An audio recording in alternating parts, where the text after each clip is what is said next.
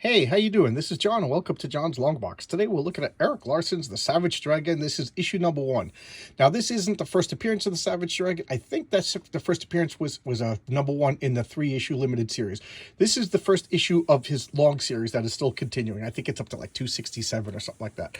And I'm probably one of, I'm going to say like less than 10 people not related to Erik Larsen who actually has a full run of this comic. And he's a lunatic who blocks people on Twitter, so I'm blocked by Erik Larsen. I never even interacted with him. I think it's because he employs those blockchains, you know what I mean? So like I'm a guy who collects all of his comics, and he blocks me on Twitter because he's a fragile little crybaby who can't deal with other people who different opinions. All right, but I do love this series.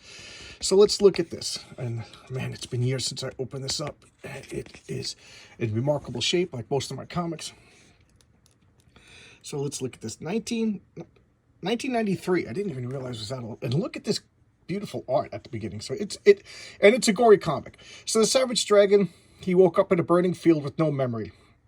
So for all intents and purposes, his life began in a burning lot. He has no memory. So he was born an adult for all intents and purposes, and he was raised by he was taken in by a Chicago police officer who became like a bigwig of the department and took him in, and he became a good guy, and then he became a cop. So here he is, and he's super strong. He's super strong, but guns are cool. So he's fighting like these were-rats, just excellent storytelling.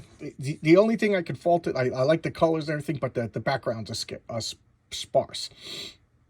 But just look at this detail. And Erik Larsen, he was a superstar at this time. He followed up on the Amazing Spider-Man after Todd McFarlane, and he was a superstar. There's no other way to describe it. But I haven't seen this in years, and I'm seeing some of the limitations. As of right now, his art is not as good, but I think he fills in more of the backgrounds today. So he's talking to the cop, and what are his powers? He's super regenerative, like he'll regrow limbs, and he's super strong. And later on, they found that if you get a blood transfusion from him, your metabolism will kick in and your heart will explode and you die. So they're talking about they found him in a field, and he has no memories of past life. And for the longest time, Erik Larsen said that he wasn't going to say what happened. It was just like a cheap way to do an origin. So here's all the other cops on his beat. This is his partner, Alex, who became like a love interest, and then she ended up marrying somebody else. And he's just like, said, he's different. He's always being challenged by they call them freaks in this world. Like the superpower beings are called freaks. So, and Savage Dragon, he's a tough guy. He's drinking in the bar, and he sprays alcohol into his mouth, and then the lighter, and burns the guy up, like this Crusher Creel looking guy, and then just beats the crap out of him. Moe's, Simpsons reference. Just beat the crap out of everybody. And look at the detail again. Art, I thought the art was really good for what it was. Superhero fighting crime. What's the story? There is big deal, no story. And this is a double suicide, a murder-suicide rather, that left a kid. And Alex, she has affection for him. And I forget this point. He becomes like a player later on where he's like going after all the women because of his high metabolism, he has a high sex drive. And now he's visiting people that he accidentally killed, mother, and whatever, leave my daughter alone. Oh, her husband died. She was a cop whose husband died, and that's Alex's mother, and she's just like, yeah, stay away from my daughter. We don't like it. There's a lot of like, you bring trouble onto yourself kind of thing. And he's super violent. Here's Mako. Oh, that's not Mako. These are the were-rats that he's going after. They got chainsaws. It's just unnecessarily violent, unnecessarily gory. I really, really dug his adventures. It was like, what would happen if you had superpowers? When you punch people, there would be blood, And again, look at the sparse background. It's funny how my memory played tricks on me. I couldn't wait to open this up and look at it.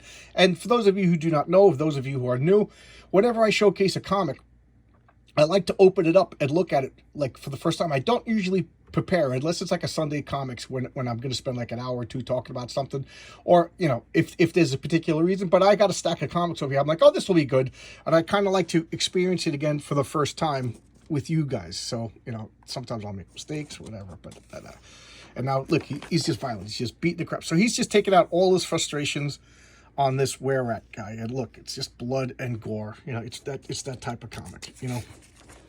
So now, you know, he's a police officer. He's bound by the rules. You know, I don't know if cops have Uzi, you know, some machine guns issued to them, but, you know, maybe in a world of superpowers, maybe they would. And here's two big old freaks, and he's like, you got it, and don't. So this is, I think this is the first appearance of Barbaric and Ricochet, and they become allies. They form a team called Freak Force.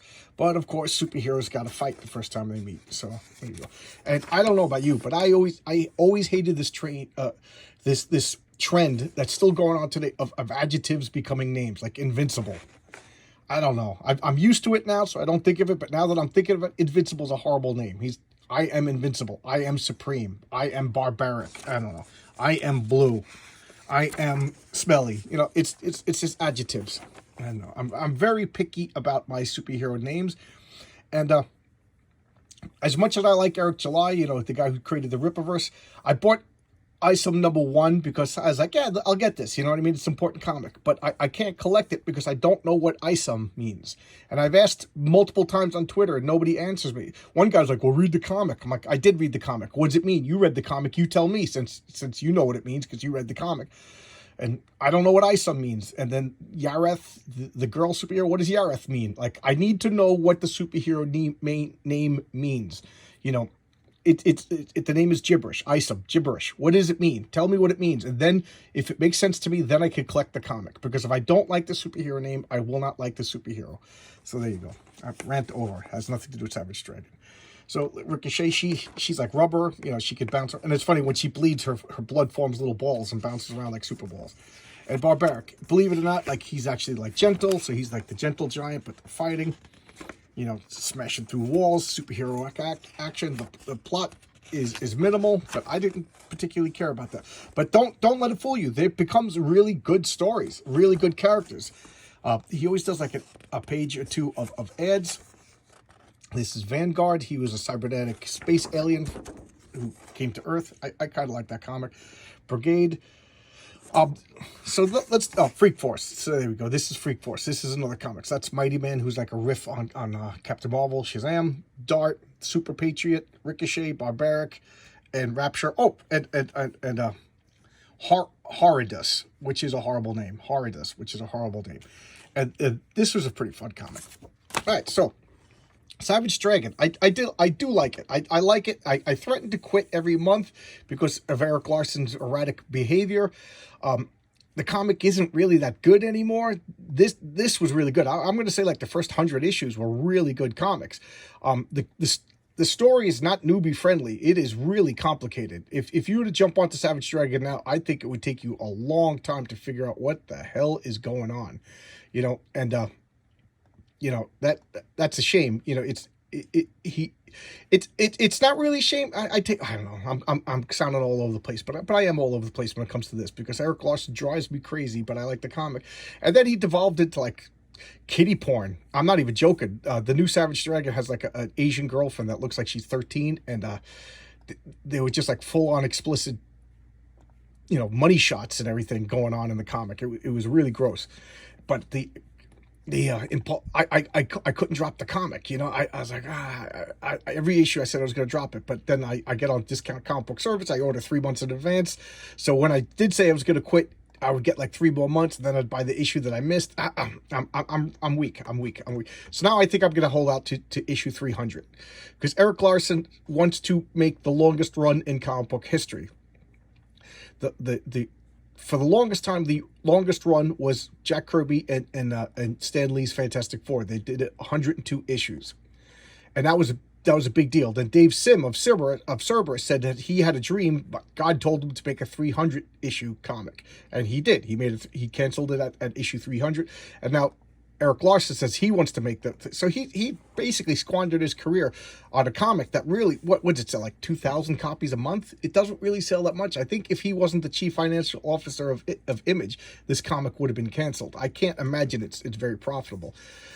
Even in the 90s, when I collected this, when I had a girlfriend who owned a comic book store. She never even heard of this comic. She worked in a comic book store and never heard of this comic.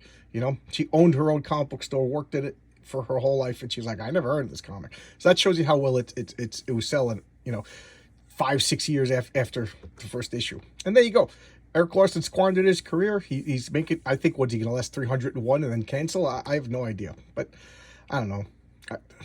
I kind of feel like it's winding down, so maybe I'll just stick it out and finish it, even though this freak blocks me on Twitter. So that's today's video. I'm totally hypocritical. You could call me out. Like, I love it and I hate it. Erik Larsen exemplifies everything that's bad with comic book creators. He despises his audience. Half of his audience are alt-right Nazis, and he just makes proclamations. He creates straw man characters and then attacks the straw man, saying, "You see, that's why they're bad." He's just a crazy person. All right, and I wouldn't let him anywhere near my kids if I had any kids. All right, I'll see you tomorrow with another video. Bye bye.